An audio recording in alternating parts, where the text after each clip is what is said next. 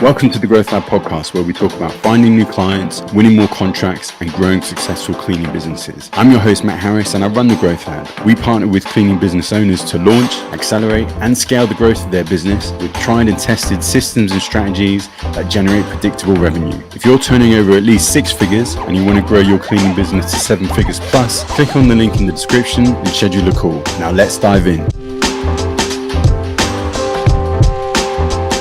Hi guys, I'm here with James and Angel from DayPorter. I'm very happy to have them on the podcast. Guys, thank you very much for joining me. So to give the audience a little bit of flavor about what you guys do, why don't you give me some backstory about how DayPorter started and where you guys are at? I was wondering if Angel was going to jump in. Not at all. I should direct the question. James, No, why don't you give me some... Yeah, we got you. Hey, Matt, thanks for having us on the show, man. Super pumped to be here. DayPorter got started, quite frankly speaking, on accident. I'm super blessed to do business with my business partner who I love in an awesome industry with great people.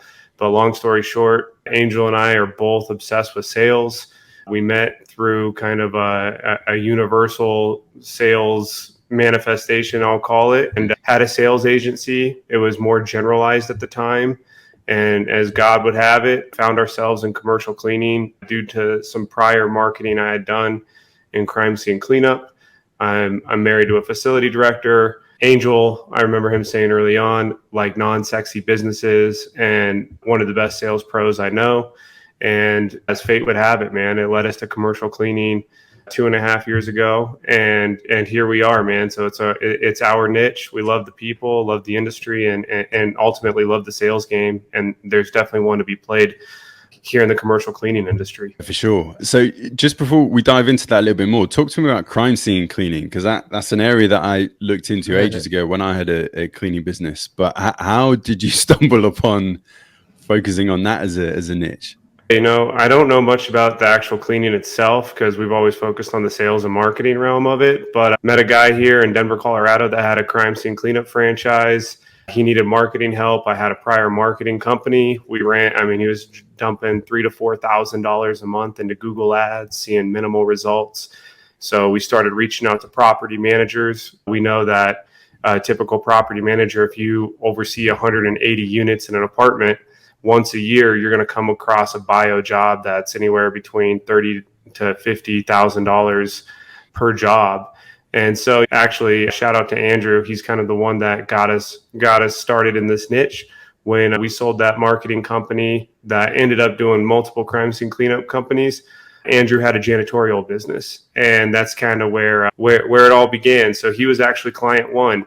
And nice. So he got us into the janitorial aspect of things. Shortly after met Angel, signed on a few more janitorial clients. And then really we just fell in love with the industry. And Angel and I had this moment where we were saying, you know what, let's go all in on janitorial. Let's cut the business everywhere else, any software, manufacturing, whatever else we were doing. Let's go all in janitorial. So that led us here. There isn't really that many, I guess, sort of sales type services for janitorial businesses or that focus specifically on janitorial. So it is a great industry to get into. You know, it's growing every year. You know, I think by 2028, it's going to be something like a $450 billion industry, which is nuts. But that being said, like what have been some of the key learnings that you know, from starting from outside the industry that you guys have picked up along the way as you've grown DayPorter? Angel, I'll let you take that one, man. Let me take the loaded one now. What are some key learnings? And when you say key learnings, just specifically, just so I understand what you're thinking, do you mean on the industry? Do you mean specifically on what we do? Do you mean no about the industry first? So let's start with the sort of broader stroke approach. I think the one thing I've learned now, being able to play on the side of like the smaller side, then working with a really big company, national to regional to small, I think the part that I've noticed is there's a lot of lack of structure in most of these businesses because a lot of them start in janitorial, they stick to janitorial and learn from janitorial. I think there's a limit. So like where I come from, or I come from SaaS software, I come from startups, and I've been part of a lot of masterminds, and so we built our knowledge from outside the industry. We played in so many industries that you can kind of piece something together. And I've noticed that a lot of these CEOs, COOs of cleaning companies, they learn from each other, build the same as each other, and they don't really go for outside counsel or outside wisdom. There's a big difference between a small company that thinks they're big and an actual big company. And so that's really interesting to see because I mean, if you think about what's the stat, James? I don't even know. It's like 90% of cleaning companies under 2 million or something like Yeah, that. that's I exactly. don't know the exact, like there's a number. I don't quote us on it.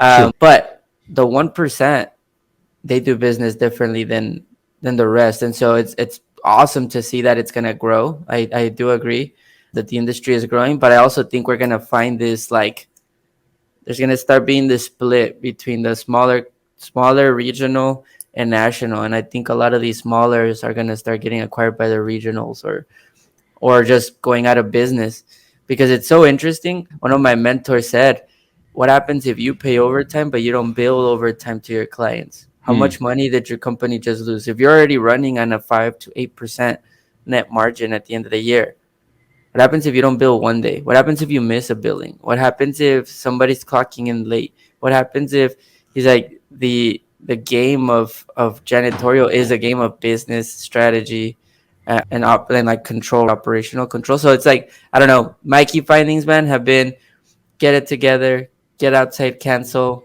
build out that structure, and take yourself serious. Stop taking yourself as a janitor. Nice. And in saying that, what are some of the tools that you brought in from outside the industry that you feel have had the biggest impact on the clients that you've worked with? I don't know about tools. I don't know if I want to plug in tools here or like give shout outs. I totally would love to. Sure, I guess, or But processes, it's yeah, it's systems, approaches, that sort of I thing. mean, there's three areas. One is like you have to have technology nowadays. If you don't believe in technology, like I don't know what to tell you. The amount of Hmm. technology and assistance that we have out there, that's one. The second is definitely going to be the financial wisdom.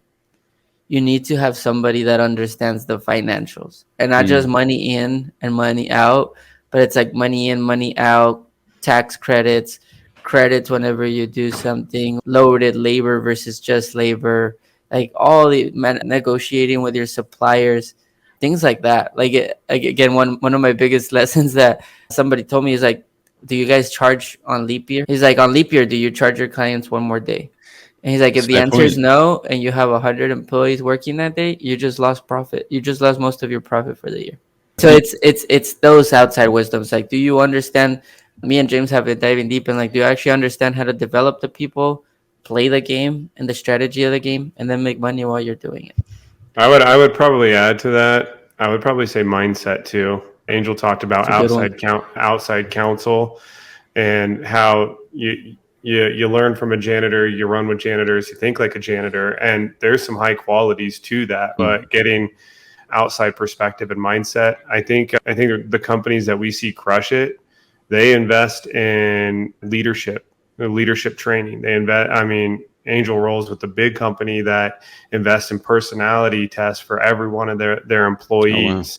Like that sounds odd when you connect that to janitorial, but is it Mm. odd when you see the success of the big dogs succeeding? So like leadership, personal development of the people under Acquisitions. you, We've been seeing a lot of acquisitions. our clients invest in actual service, additional services for their companies, and putting money where their mouth is. Not just thinking about it, but like, cool, I'm gonna acquire another company to join and roll with me. Okay. All right. And that is that to diversify, or is that to like expand on the existing service offering? Both. Okay. Both. Both. You diversify your business, but you expand your business at the same time. It's like it's a game of market share wherever you play. It's a game of market share, and so it's like important to understand how much market share you cover. The more Yeah. services you have, the more you can play. And I think like what you were saying, I think we're gonna see a transition of if you're in commercial cleaning, you can't just be cleaning. It's gonna transition into facility services, facility management, facility maintenance, security, like because you're playing in the same labor pool too, which is crazy. And in sales too, like even when you have one salesperson, if you go and you arm your salesperson with one service to find one client that just happens to be actively looking for that one service, like you just decreased your audience. Like at the moment, well, in general, only about 3% of people are actively looking for your services. 3% of your prospects. Meaning, if I have a list of 100, only 3 of them are looking. Now, my job as a salesperson is to like find them at the time, make sure they're there, and make sure that my competition is similar to me or less than me. Because if they offer more than me and are better than me, then my 3% just went down. I think there's a reason why FM companies are the biggest players in the cleaning market, because they have obviously a suite of services that they're able to offer. 100%. Have you found that challenging with the businesses that you work with? Like, do you encourage them to look at diversifying options, or are you like, you know what, you guys are really focused on offering this particular type of cleaning that kind of puts you, you know, on hallowed turf, because there's very little competition out there who can deliver the service as good as you do. So let's just focus on, you know, growing this one channel for you and putting all effort into that. Like how do you generally tend to approach that? Or do clients even involve you in that aspect of their sort of business development conversations? Well, I mean, sometimes it depends where the relationship and where we meet the client along their journey. But ultimately, I say you have to nail janitorial first. There's a lot of janitorial companies out there that might not provide great service. So, like, let's play under the assumption that you provide a good service, a key core service, which is janitorial. But we have an awesome client recently, you know, I don't know, $3 to $5 million in janitorial revenue. And now she's offering not just commercial landscape, she acquired 2 other residential landscape companies. That's actually made her look into acquisition of an already established Airbnb cleaning business. Nice. So, because she was already, like Angel said, hiring from that labor pool. So she's like, hey, I can buy these smaller companies for cheaper than I could go acquire new clients in this space, or start a new business, quote unquote, in this space. And 100%, we were pretty involved from day one of closing, helping build out that business development process. But I do think that's where, their core service was janitorial, and it was janitorial for 40 years until that leap was made. Now, you can say that was maybe too long, but they knew that they were hitting a ceiling with janitorial, maybe in their market. So let's diversify, let's pull from the same labor pool, and now let's scale in other avenues. And well, they also do more snow removal too now. Great question. Wow. Snow removal, that's another one. So like all of a sudden, when you take over a facility, we can do your landscape, we can do your janitorial, we can do your paint, we can do your snow removal. Like, you become, this is an Angel term, inevitable to that facility. I think like one of the things to take in consideration too is like how much different keeping a facility clean. If you get hired, that's an expectation. That's not a differentiator. And that was one of our clients told us that, like, if you're leading saying that you are the best in cleaning, it's like, what makes you different? It doesn't make any sense, because that's the expectation. The expectation is that if I'm paying you $100,000 a year, $1 million a year, or you win this contract, my facility's clean. That's not a differentiator. That's the bare minimum. And it's interesting because a lot of cleaning companies leverage that as their number one differentiator. I'll keep your facility clean, best in the business. And it's like, that's when I'm like, how much research have you done about the industry? How much do you know your client? Like, does your client, unless you're a medical facility, which you have to have all these certifications, or you're in a hospital, but they also care about like flexibility, staffing, operations, who is in the building, how are you doing your background checks, the security certifications, like the other stuff that have nothing to do with the cleaning, because they're dealing with patients. So it's interesting when we talk to different business owners, the higher their mindset, the higher the level, the more separated they are from identifying themselves as a technician or as a cleaner or a janitor. When they start developing themselves, they know that the game they're playing is not to be the best at cleaning, right? But they understand that the game they're playing is a numbers game, it's a sales game, and it's a growth game at the end of the day here. And then it's a development of people, a retention of people. Costs you a lot of money to lose people. So when your differentiator is, I'll keep your facility clean, or I'm the number one in cleaning. It's like, how do you even show that? Unless you have some crazy processes where you're going to go through my building with UV light and things like that. But we know that most janitorial companies are barely even, as you grow, doing an inspection on a monthly basis. And so unless you're doubling down on that portion of it, your differentiator better be something else. So what are some of the other differentiators aside from offering additional services that you come across for, or that you help the best businesses to develop? So we don't help. I just want to make sure we're on the same page here. Sure. Can we help them? Of course, but a lot of it comes internally, which is something we don't get hired for. So let me give you an example. Like operational excellence and expertise. Like, who is your team built out of? Is your team built by people that have been in the industry as long as you have? Or did you go and hire top of the top dogs to say, hey, look, all together we've been in the industry for 300 years, managed over 50 million square feet. This is our previous job like, one would be the team development. Like, who does your team compromise of? Because when they see, if you're winning a big contract and they see that you've never cleaned a big contract, then they don't want to give it to you. But if they see that all your team is made up of people that have, that's something that definitely can differentiate you. Technology can differentiate you. I've been in calls where the bigger the contract, the more they want to know that what you use internally, so that they understand how protected they are as a company. But again, let's say we're going big RFP. Now, let's say we're going small. Alex Ramosi says it's best, like, play the game that you have now. So when you're small, you get to say, like, I will literally be on response within you call me and here's my number and I got you. And that's something a big company can't promote or can't provide. That's something you can. So 24-hour response time, direct line to the CEO, like whatever it is that you can play with, that you know that a bigger company is not going to be able to play with. So I think it's just more understanding, who are you serving, what do they want, and what can you provide outside of the service that fits what they're looking for. So, James, you were going to say something?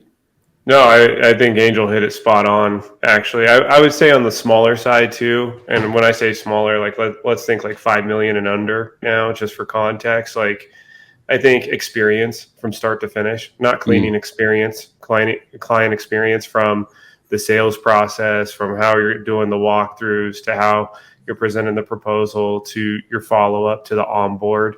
One of our longest lasting clients, I love what he says at every walkthrough. He'll show up and he'll say, hey, listen, what's your biggest differentiator? For example, you know what? We're going to mess up. That's what he said. We're going to mess up. The difference is we're going to pick up the phone and be accountable. And we all are going to mess up. Cleaning, you're going to have cleaners not show up. You're going to have mistakes happen. You're going to have theft, whatever the case may be. There is going to be a mistake. And just kind of getting ahead of that objection and that obstacle before it ever happens, but reassuring them like, hey, but we're going to be accountable. He talks about like the 3 R's: be responsive, build the relationship, and ultimately give the end result, a clean facility. So like, you don't have to like overcomplicate this if you're a smaller company. You just have to position yourself differently, and then ask yourself, what experience are you providing from like literally start to finish? And then how are you maintaining that experience throughout the lifeline of the client? We both had Josh Melton on respective podcasts, and one thing that he said, he's big on relationship marketing, building the relationship from day one, whether that's him going in personally into facilities every so often and, checking in with the key decision makers. But he said a similar thing where, if you focus on, once you have the contract, obviously, if you focus then on developing that relationship because there is going to come a point when you are going to mess up and something is going to go wrong. But if you put the investment in up front, then it's going to be much smoother sailing for you to not just rectify that, but also, maintain a good working relationship with the client. Because quite often, if you don't invest the time to build the relationship, then, when things do mess up, facilities managers or office managers or whatever, they'll, jump onto Google and look at the next thing, like who can we find to replace this? And a lot of them won't even look into Google. They already have a big vendor, a bunch of people they can go to.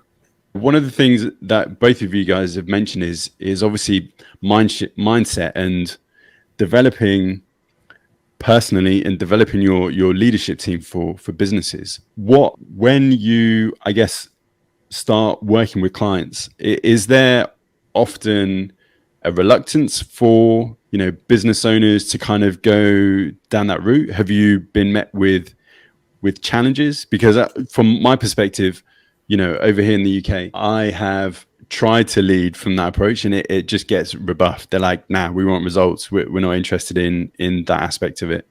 And I'm just wondering, you know, I know obviously the sales process is a little bit different, and the commercial market is a little bit different over in the US, but is the development aspect something you have to encourage, or is it something that a lot of business owners are like, look, I know that if I'm going to get from here to there, this is the path, or this is what I need to do anyway? Well, let me give some real quick, because I know we're just talking about relationships, and I wanted to make a point, and it's gonna bleed straight into this. I think a lot of people think relationships is about, do I like you, which is fine.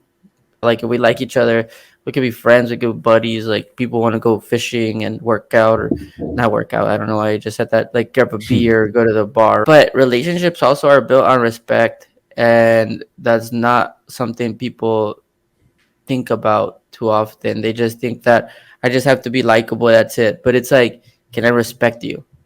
Even from woman to man to man to woman to CEO, like facility to facility special, it doesn't matter. The question is, can I respect you? And so, to answer your question now on the development side, is every time we work with someone, I think they understand that, because they know who we are, not as a company, but personally, they know that we are going to call them up, not call them out, call them up, because we don't call people out, we call people up to their potential. They know that if they were to go look at my Instagram, they're going to see me running Spartan races or trying to develop myself, paying money to be in masterminds. They know that James is never going to answer the phone after 6 p.m. because his family's his priority, prioritizing his health as well. Like, when I think, like, one of my friends said, when your actions speak so loud, I can't hear what you say. That's important. And so, build relationships on respect. Can I respect you as a human being before I can even respect you as a business owner? When they can respect you as a human being, then they see you as a business. Then they know what your business stands for. James always says that. Like, he's huge on our core values, what we stand for, we're part of. So when one of our clients, we're having a tough conversation with them, tries to tell us not to develop them, then we'll rather not do business with them. Because it's not about just hiring an appointment setter. We know there's a bunch of companies that do appointment setting. There's a bunch of companies that could do sales strategy 20 times better than me. Easy. They're 50 times, like, experts that have been 100 years in the industry, that probably look at us because we haven't been in the industry so long and hate us because we have so much attention. And it's not the attention because we do all this cool marketing. It's just because we know what we stand for, and you know what you're getting when you're dealing with us. So if you expect, and James and I go back and forth on this in a good way, we're like, damn, do we say that to that client? Like, should we call him up on it? What's going on? We'll tell them, hey, you know what? It looks like this is not working. Like, we're going to actually stop the partnership because you have these beliefs and we have these beliefs, and we're just not aligning together in business and in accountability. So we're going to take our accountability and remove ourselves from the equation because we're just not being valuable to you. You'll be surprised how many conversations we've had with them where I'm like, look, man, I care about your money. I don't want to take your money if it's not producing money back. So and then they'll be like, no, let's keep trying. We had people say, like, let's keep trying, let's keep going. And I'm like, based on our projections, based on where we're at, this is not going to be a good investment to you. And because of what our values are, which one of them is extreme ownership and genuine care is another one, because of those two, I have to let you go. So again, I don't think if it's UK, if it's US, I think just as human beings, none of us are down to be challenged. None of us are about to be pushed unless the person pushes us, because we respect what they're part of and what they're building. When we're able to buy into theirs, not sell it, So, like, I've had mentors that tells me stuff and I'm like, like, they're not really mentors. They're just people trying to throw fluff at me. And I'm like, I don't like it. But I guarantee you, the mentors that I do have around me, including James. They say something and I listen because there's a reason. Like I've hitched my wagon to them, you know. No, that's fair. So look, I want to change tack a little bit and talk about the evolution of DayPorter. So obviously there was a little bit of background in terms of crime scene cleaning, but take me through like milestones over the last 2 or 3 years, where you guys started and how it's evolved into the service and the community that you guys are offering today. So we started just as a sales agency, like I said, and a lot of just figuring it the hell out along the way. And by doing that, we scaled up, and then we crashed and burned, and we got our teeth kicked in, frankly speaking. I admire Angel's commitment. We were working virtually for, I don't know, I think like a year and a half or something. We had never met in person, ironically enough. And then he was like, I need to make the commitment. I need to move out to Denver, Colorado, and kind of double down on making this work. We built our team in Nicaragua. It's a whole different story, but our team's in Nicaragua. A lot of people outsource to the Philippines, India, all of that. We fell in love with the culture and people in Nicaragua. Spanish really has benefited us. Angel speaks Spanish. The industry is very Spanish heavy, so it just made sense. The same time zone, all of that. So we started building our team in Nicaragua. Angel moves to Colorado, and this is the great comeback. This is where the turnaround happens. We got our teeth kicked in again. and it's the typical entrepreneurial story. A few things we did along the way is we stayed true to our core values, extreme ownership. So like when we were getting our ass kicked, we owned it. And I think we were very honest about it. I don't think a lot of businesses can take a lot of the punches that we've taken and keep going. That's where that respect comes in. I think with a lot of our clients knew what we were going through, and our clients have seen us stick around. A lot of people dip into this industry from a sales standpoint and dip out. We have stuck here. So we created our podcast, The Profitable Cleaner, just because we wanted a message. We felt like we had a message to be said, a lot of personal development talk, a lot of sales talk, and we stay in our lane with what we know. And lead generation too. Let's get, being honest, the strategy behind the podcast is for sure lead gen. We had no clue how to learn from the industry. No doubt. We wanted to be more connected. We wanted to be connected with people like yourself that we get to interview and speak with. So we started the podcast, not really, at least from my perspective, taking it seriously, but we were doing a podcast, and then we started producing content, and then we started meeting awesome people like yourself. And one thing led to another. Once you speak with those people and they see what you're about, like Angel was saying, doors start to open. Angel was like, hey, let's host an event. Let's get the best CEOs in one room. And let's make magic happen. We're going to bring the experts in that we don't know anything about, just like we do on our podcast. We'll stick to what we know, outbound sales and all of that, and let's run it. And I'm reading the book, The Obstacle is the Way now, and it talks about Ryan Holiday, love it. It's such a great book. It talks about you find love through struggle with each other. And I loved my team. I loved our company. I loved my business partner. But man, I loved it almost more when we were running up 20, 30K on a business credit card and not knowing how we were going to make payroll because we were going to put on the best damn event in the industry from our perspective. And or depending on outside money, like we were consulting on the side, doing a lot of different, like leveraging our time and our skills to feed the business, and ourselves. Totally. On the event real quick, James, because I think there's I got a memory, I think, on Facebook. We went to our first event in the industry. We're like, you know what, let's commit. And we went to our first event, Cleaners and Cocktails in Chicago. And again, I come from the software and the mastermind space. So one of the masterminds, we had a podcast guest, Nicholas Barely. I mean, his runs $20,000 and up every year to be part of his mastermind. And so I would go, and I was part of their elite, and I would always share my vision and what I wanted to do. And DayPorter came in, and my vision started changing. And then we went to Cleaners and Cocktails, and we're like, you know what? Let's go see what's up. We paid like $3,000 all in, not like with flights and all that. Not even with flights, and Uber was the most expensive. But so we could have a little booth in the little expo. So we're like, let's go, let's do this. We go there, and we start learning that it's an event, and it's an industry event where it's an expo and people are talking and they're pitching and they're talking. We met some great people, and we did this cool marketing move where we wore a shirt. Everybody was going to wear their professional shirts, and we wore a shirt that said clean profits, like profit, but like a profit, not a profit of money, but we Yeah, did put yeah. a money sign at the end. And I wore this chain. I remember I had a chain and I had clean profit. So like everybody's dressed nice. And then you see these two dudes that don't own a commercial cleaning company walk around in a black shirt with clean profits. You'll be surprised how many people are like, I want one. What's that? I want to be a part of that. I don't know what that is. And that was us kind of, that's when we realized, okay, this is our moment to do our event. And we wanted to do something different. We want to bring the mastermind. We want to bring the transformational event. And we hosted it.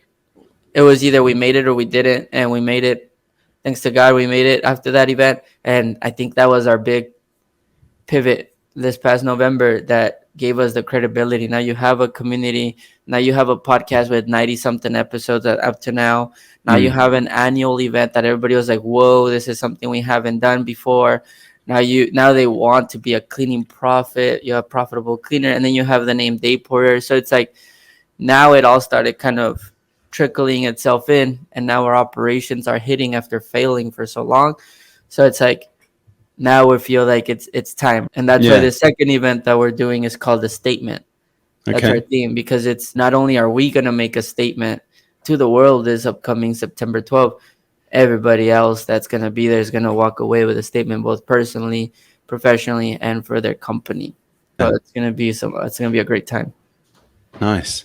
And what's the, aside from making a statement, like what's the underlying theme of the event? What will people get out of attending the event? Obviously there's expert speakers by the sounds of it. There's an opportunity to network, to, feel a bigger part of the community. Like what else how has your second event changed from the first event that you ran? I mean, we do things a little bit different, but definitely going to be more transformational. We love transformational focus, internal transformation. But when I mean theme, like when you talk about the statement, we're going to make people come up with a statement. I mean, most people don't even understand what statement they're trying to make in themselves to this year in their company. And we're talking, it's like, whether you think you're making a statement or not, you are. And so the question that you have to ask yourself is, what statement am I making now? What statement am I making to my wife, to my kids, to my family, to my surroundings, to my business, to my employees? And so imagine walking in as a blank canvas, or as a canvas written all over because you've been so overwhelmed with information and just obstacles in life, and you don't know what you're trying to do. And then imagine that in 2.5 days, you'll walk out with clear clarity on who you are, what you're trying to say, and what you're gonna say. Again, that back to that line, like your actions speak so louder, so loud I can't hear what you say.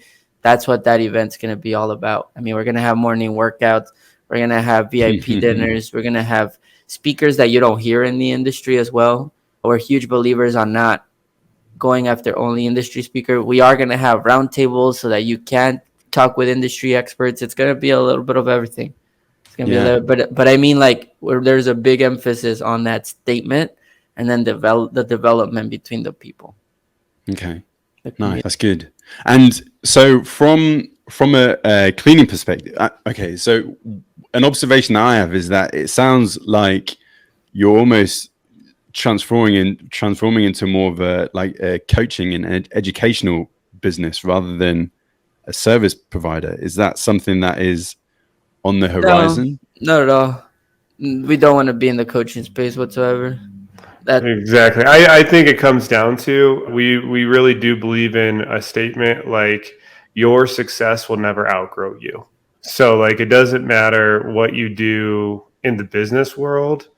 If you're winning or losing, it's because of what you're doing internally. And our clients understand that about themselves. Our clients that are winners, they're winners everywhere. So it's like, at the end of the day, our goal as a service is to make you more money through sales. If we want to make more money through sales, we have to show up to be the best version of ourselves. You have to show up to be the best version of yourself.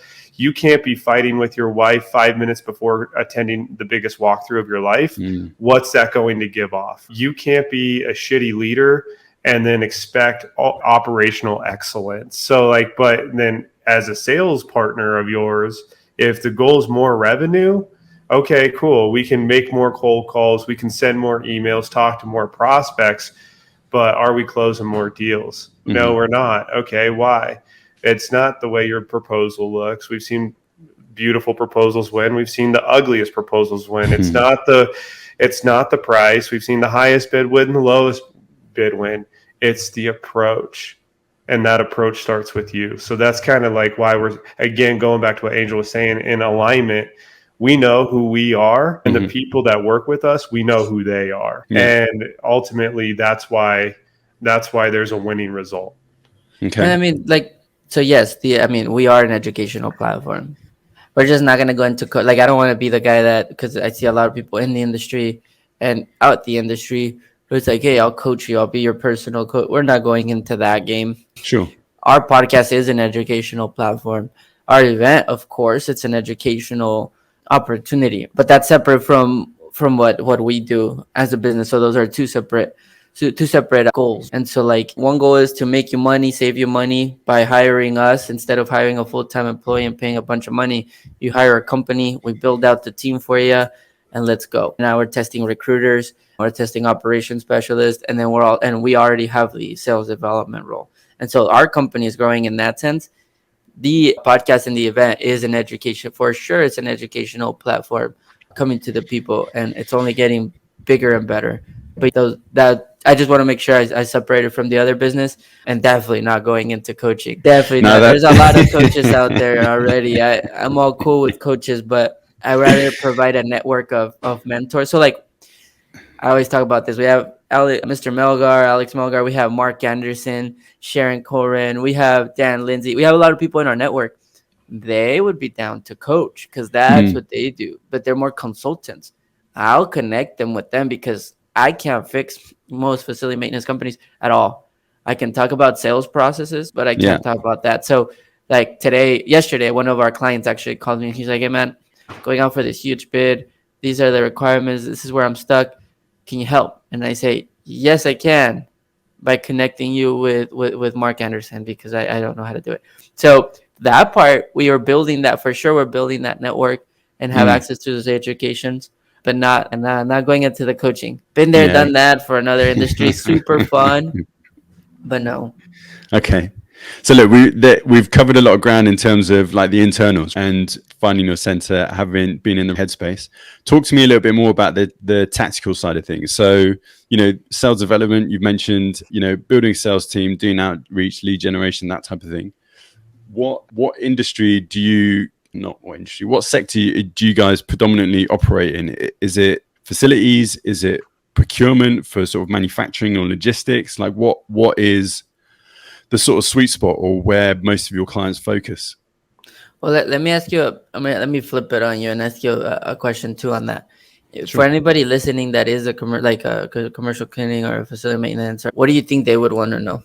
Because, like, I don't think for us, we have such a big range that you're gonna get all kinds of industries. Some people love property management. Some others only like Class A buildings. Some only like, believe it or not, there's some that like thrive in restaurants because they love that subcontractor world. Some people love hospitals, medical. We can go into like industries, okay, but let's go middle of the road. Office cleaning contracts. So, what exactly do you want to know on that? So talk me through an approach that you take to help clients win more office cleaning contracts. Like, talk me through the process. So I am cleaning company, Joe Blogs. I come to you and I say, look, I'm currently turning over $500,000 a year. My objective for the next 12 months is to generate an additional $150,000 in revenue. Target contracts that are roughly, $30,000 to $50,000 in value. So ultimately, I'm looking to win another 3 to 5 of those types of cleaning contracts over the next 12 months.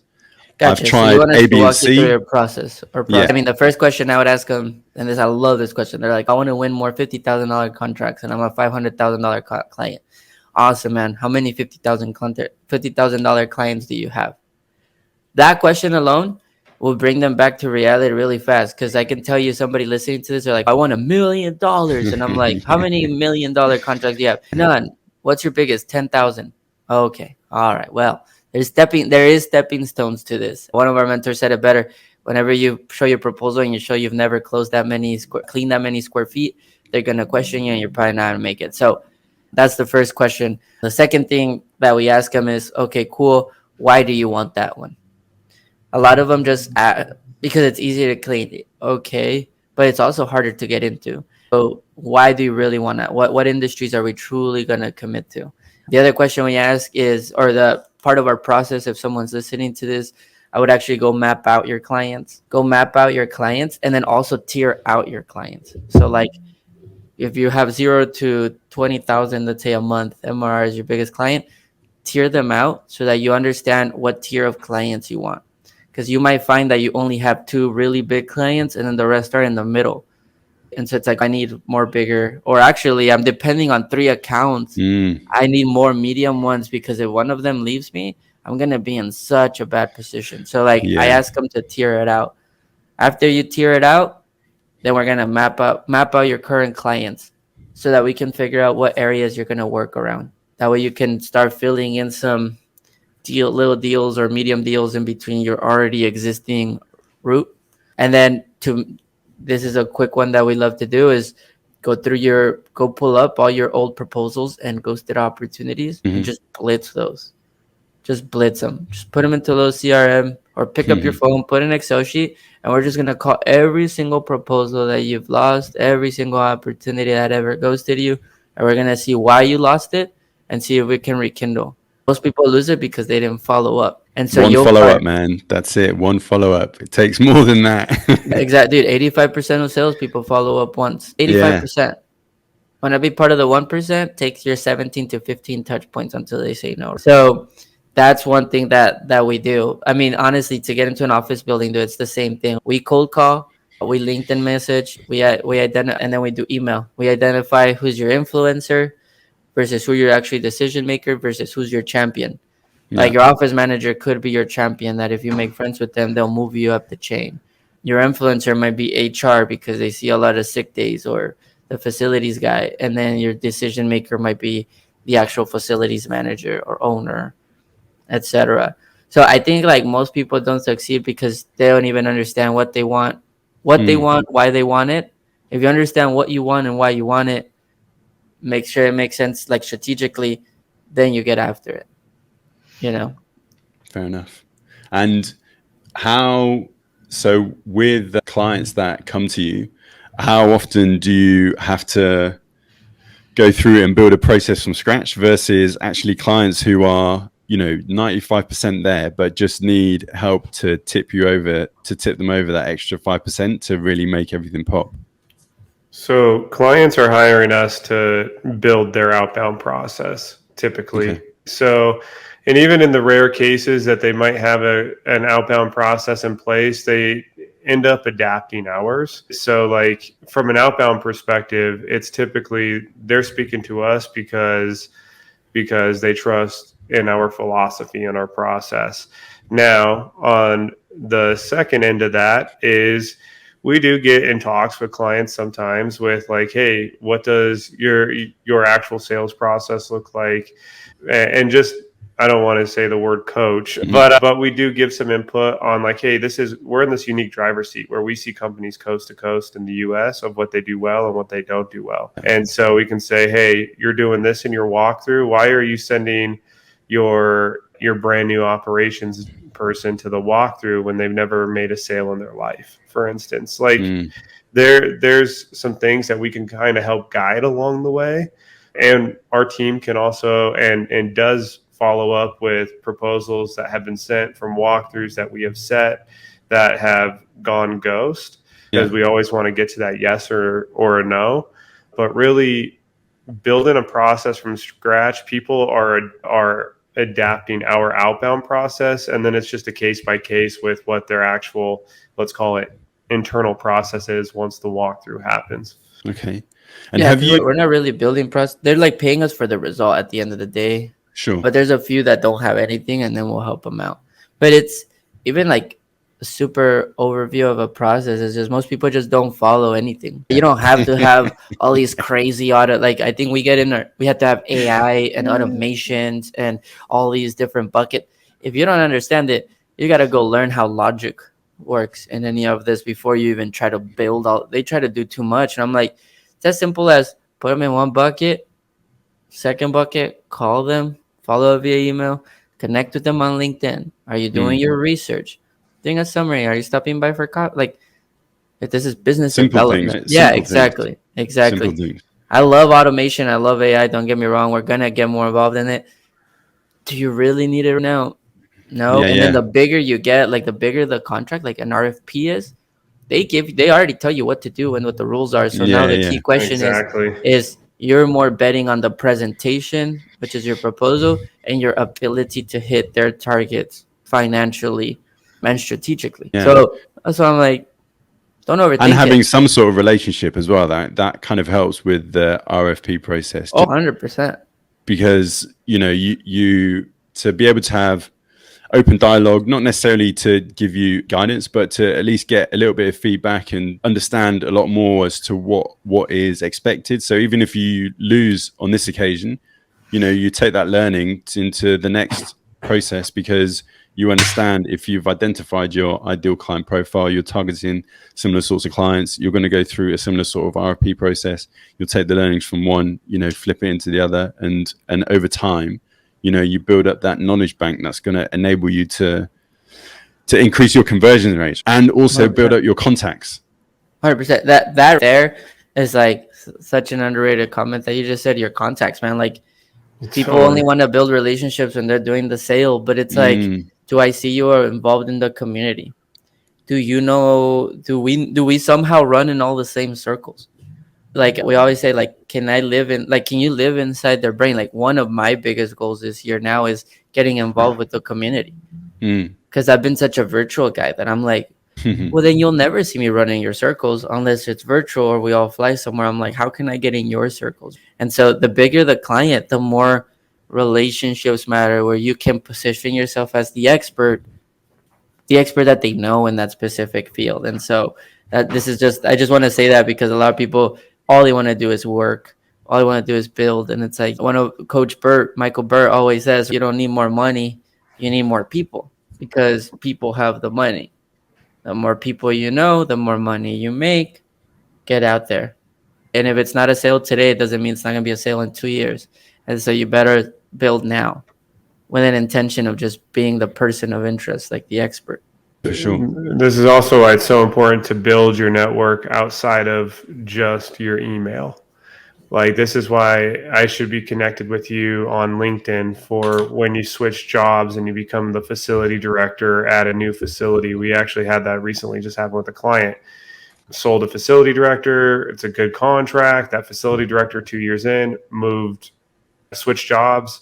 They obviously have a relationship, hired them for that next facility. So off of that one relationship, there's 2 different contracts in 2 different buildings. But so many people just try to converse back and forth through email. Pick up the phone, call someone, text someone, have them on LinkedIn, and also like genuinely care about what the F they're doing. Like, you can't fake like intention, and it doesn't mean like you have to be some like big hearted person and care about everything they're doing, but you do have to, like, you know a little bit about what's going on in their life, or ask questions about them. You know, when someone gets a new job on LinkedIn, actually look at the position, congratulate them, know where they came from, etc. Like, I mean, it's simple people skills, which will take you so far in the sales game, especially in janitorial.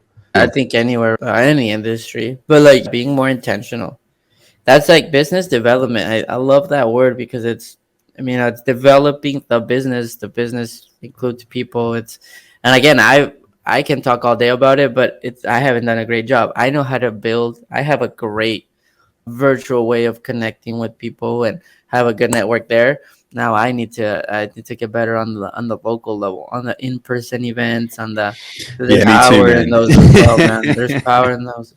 And for sure. A bunch of old people only on those, and we gotta make our statement now. You know, go in there. So, well, look, guys, we've been going for nearly an hour. I've got one more question I just want to ask before I hit you with one quick fire one. So, you mentioned often or on occasion you help people build the sales process, or you give them guidance as to how they can adjust their sales process. What sort of learning have you taken from cleaning businesses that you've worked with that has adjusted the way that your process operates, that has adjusted the approach that you've taken to speaking with certain clients or being able to get access to particular clients, that you've learned from, cleaning businesses that you've worked with because they've found an approach that works? It's a really good question. I'm going to ask you a question to help me clarify that question. Sure. So are you looking to figure out what we see works with the cleaning companies that we've seen success with from a process aspect, or what we've learned based on just working with these companies that have, what you've learned based on with the companies? So for example, I have been running a cleaning business for 20 years, and I've had massive success in winning government contracts because of this particular approach that I take with government contracts. And it's not just, completing the RFP, it is going through like identifying who the decision makers are, like getting them out for coffee, I don't know whether there's a way that you introduce yourself to them, which then opens the door to other opportunities. But I just think that there's ways that industry professionals who've been in an industry for 10, 15, 20 years plus, they've figured out a particular way to do one aspect of it. And even though that doesn't translate into them having like a perfect sales system overall, which they need help with, like that one particular aspect allows them to win on a consistent basis. I mean, our clients, mentors are super smart, and they definitely have a lot to offer that we've learned from them, at least. I mean, I can think of a lot. Again, one of them is what I'm trying to work on, which is stop being a digital behind the screen guy and actually go out on the field, because like Bradley says, the more hands you shake, the more money you make, like all those things. Like that one's a true and tried one. The second one that I've learned that we've actually implemented ourselves is almost like the power of routes and maps. I mean, I'm in SaaS and software. The world is our prospect. Like we don't care about territory management. We don't care about how long does it take you from point A to point B. And so hunting somewhere based on where your client, like the power of Google hunting basically, or using a software to like map things, has been one of the biggest lessons for me, because you don't want to book something an hour away when you're cleaner, when you already have a route that's like that needs more emphasis 30 minutes away from that. You don't want to send them. And so that's been the fun one. Then the third one is the way they do RFPs for me personally has been intense, because I'm software. I'm the guy that I'll send you the contract. You sign it digitally. Let's get it going today. I'll give you access. These are some RFPs. The way you have basic proposals. Then you got like those big boys, like those $5 million, like the big contracts, like the science behind all that, and the way that where they put their wording, how they put their price. Like I learned recently that apparently when you first give your proposals, like between everybody, they narrow it down to the bottom three just from design and professionalism alone. Wow. And then based on how you present yourself, then we're going to go look at you and your team. We're going to do a meeting, and then we're going to look at pricing. Now, once we narrow it down from competition, which I thought was really interesting. And I'm not talking design like, whoa, he had more colors, but like your positioning. Can you stand out from all of them? So I was like, whoa, what the? I didn't know that. Again, I'm talking big contracts, but like, I'm like, damn, if I could implement that in a smaller company, like, game on.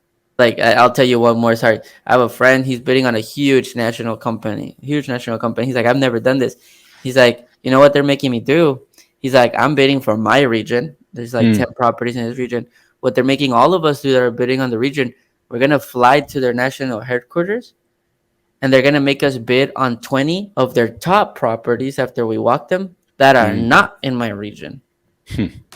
And I have to give them a proposal for those based on the proposal. And if I pass the requirements, the test, then they'll allow me to bid on the 10 over here. They're not even going to accept the 20 over there. They're going to that's just so that I can get the opportunity to bid over here. So it's like, shit, like the way they play strategic games like that, both the customer and the cleaner has to do it. It's like, to me, it's like, whoa, like I've never had to do, but hey, you win that contract. You just have to go and hire 200 new employees. So but that to me is territory.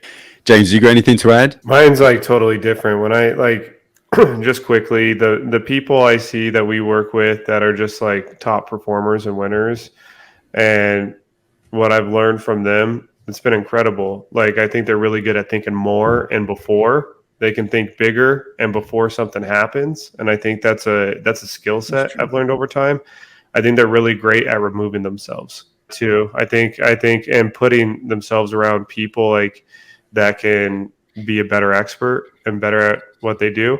And also the way that they communicate. And I'm not talking about communicate like literally like with how they speak and their messaging. Obviously, great leaders are great communicators, but like you don't want to be sending a shit ton of emails to a busy CEO. They're very direct and to the point.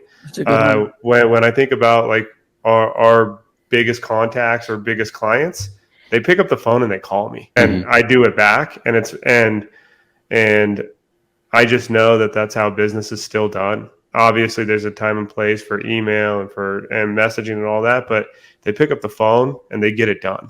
And so, like, I think we're kind of seeing this new day of like all email first versus like, you know, and like I get it, I do it, I'm guilty of it, but it's like pick up the phone, communicate, be direct, and let's move. And they I like what you just said, bro. Like they just get it done. So true. Yeah. That's one thing they've taught me, because you have no choice. If something goes down, and if this breaks, this happens, this is dirty, there's no way to run around it. In software, like you can run around it, you can like and other things like that I've been part of. I'm like, sorry, we don't work past 5. Not here. So I love the hustle. I've always said, like, love the hustle. Open up a support ticket. Exactly. Right. And then our VA will get back to you. Like here, you have no choice but to send someone to clean it. And if they can't, then they go do it. And then the bigger they grow, it's like they're building these structures that to me are impressive because they're so labor intensive. Like I can run a $2 million company, $5 million company in our space with less than 20 employees. You know what I mean? Like they can't. You have no choice. You're labor intensive. Yeah, so for sure. Their ability of doing that is really impressive to me. Cool. Well, look, guys, this has been a really interesting conversation. So I normally wrap it up with a couple of quick fire questions, but as there's 2 of you, I'm going to ask one, and I will ask for you to give 2 points each. So what are do they you like think? one time, like, are they like one word type of answers? Like in a couple of sentences is fine. Okay, cool. So what do you feel are the 4 key skills, so split 2 between you, to growing a successful cleaning business? Split between us. James, you want to take it? Sure, I'll go. I'll throw my first 2 that way. If I was going to say one of yours, you have to come up with something new. Yeah, number 1 is literally great leadership. You can't overlook leadership. You can't run from leadership. If you have the title of founder, CEO, president, then you have to invest in developing you as a leader. And then number 2, I would probably say the ability to keep going, no matter what's going on. Listen, business is not life and death, although people talk like it's life and death, but it is not for the faint-hearted. So like having a relentlessness about you to keep going when obstacles come up. Every founder, CEO that deals with an obstacle, just their ability to keep going and problem solve through it are probably my top 2. My other, sales. If that's one word right there. You're not gonna have that's a company, right? Like so, seller or marketing, like whatever you're. And then the 4th one for me is gonna be the financial. Since you already say like hiring, like the financial portion of it, or talent development, so that you can like if you have the funding for it, then go hire the experts. So let me say sales and delegation is gonna be my other 2. Okay. That's really good. Sales Delegation's and great. So nice. Leadership, relentless, sales, and delegation. Perfect. Well, look, guys, thank you very much for joining me. Where can people find out more about you online? You can go, you know what, if you guys want to know the most about us, check out the Profitable Cleaner podcast. That's really where all of our information is. Just Profitable Cleaner on iTunes, Spotify, all the major platforms. And then if someone's listening to this and they are interested in transforming not just their business, but who they are, check out our event. Just go to cleaningprofits.com. That's PROPHETS, profits.com. You'll see it on our podcast too. We'd love to have a chat with you. We're going to have some magic happen in September in Denver, Colorado. So I love some companies from the UK. If you're listening to this and you're from the UK and you want to commit to it, let us know. We'll work something out for you. Because I know you got to try. Because I know they got to travel. So we'll create a growth lab code or something for it. We got a growth lab for you. Yes, exactly. We will go ahead and commit to we'll commit to your audience and to you now, Matt. If someone from the UK travels, we will make this experience so badass for them, and it's the growth lab hookup. So I might get on the plane myself. What are you talking about? Dude, come on out. Come on out. Just be like, yeah, I have a client. The client is me. So yeah, man. Cool. No, I appreciate that, guys. Look, thank you very much for your time. I know we've gone over an hour, so thank you for sparing that, and hopefully we can chat again soon. You got it. Awesome. Thank you. All right, guys. Thanks to you guys for listening to the Growth Lab podcast. You can access the show notes and free resources via the link in the episode description. And if you got some value from this podcast, please pay it forward and share it with others across social media, or leave a rating and review on whatever podcast platform you listen to, as it would really mean the world to me. Hope you enjoy and subscribe, and I'll see you in the next episode.